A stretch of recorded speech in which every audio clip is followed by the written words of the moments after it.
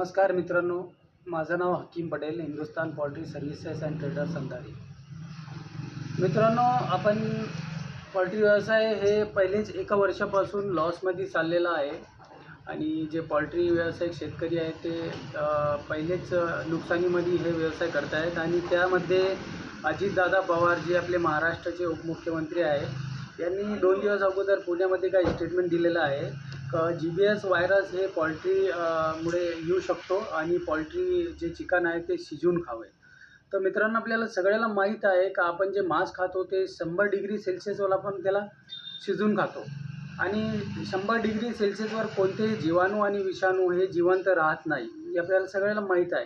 पण अजितदादा पवार यांचा इतकंच स्टेटमेंट हे फार मोठा परिणाम पोल्ट्री व्यवसायावर झालेला आहे, कारण ते महाराष्ट्राचे उपमुख्यमंत्री आहे आणि त्यांना कळलं पाहिजे का आपला एक एक शब्द एक एक वाक्य आपला हे व्यवसायावर काय परिणाम करू शकतो. तर मी सगळ्याला एक आवाहन करतो का GBS व्हायरस हे पोल्ट्रीमुळे होत नाही, चिकनमुळे होत नाही आणि आपण जे पण चिकन आणि मांस अंडे जे खातात ते उकळून खातात आणि 100 डिग्रीवर सेल्सिअसवर कोणतेही जीवाणू विषाणू जिवंत राहत नाही. तर मी अशी विनंती करणार अजितदादा पवार यांनी का आपण एक स्टेटमेंट पुन्हा जाहीर करावा आणि लोकांच्या मनामध्ये जे पोल्ट्रीबद्दल गैरसमज झालेली आहे त्या गैरसमज दूर करून पोल्ट्री व्यवसायाला चालना द्यावी. धन्यवाद.